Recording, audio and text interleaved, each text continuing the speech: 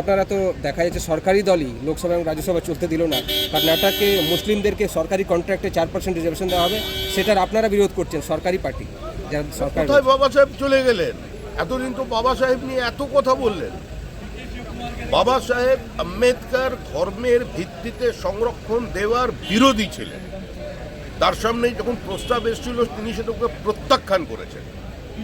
তো সেই বাবা সাহেব আম্বেদকরের আত্মা তো ওপরে চমকে চমকে উঠছে এদের কাজকর্ম দেখে।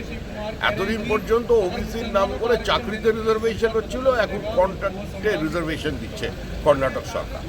এরা বিভাজনের রাজনীতি করছে, এরা দেশকে ভাগ করেছে ধর্মের নামে। এখন নতুন করে ভারতবর্ষ যাতে ভাগ না হয়, সমস্ত মানুষকে, সমস্ত দলকে, কর্মীদের দলমত নির্বিশেষে সবার উপরে উঠে এই ভিন্ন সাম্প্রদায়িক তোষণ বিভাজনের বিরুদ্ধে লড়াই করা দরকার। 4-5 বস্তা আধ পোড়া নোট পাওয়া গেছে, সেটা নিয়ে আজকে আপনারা সংসদে দেখলেন কংগ্রেস টিএমসি অ্যাডজার্নমেন্ট নোটিশ দিয়েছে।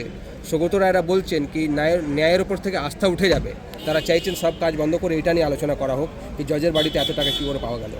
সৌগত রায়ের পার্টি তো জজের বাড়ির দেওয়ালে গিয়ে পোস্টার লাগিয়ে দেয়, আর হাইকোর্টের ঘরের মধ্যে ঢুকে ম্যানহ্যান্ডেল করে হাইকোর্টের জাস্টিসে।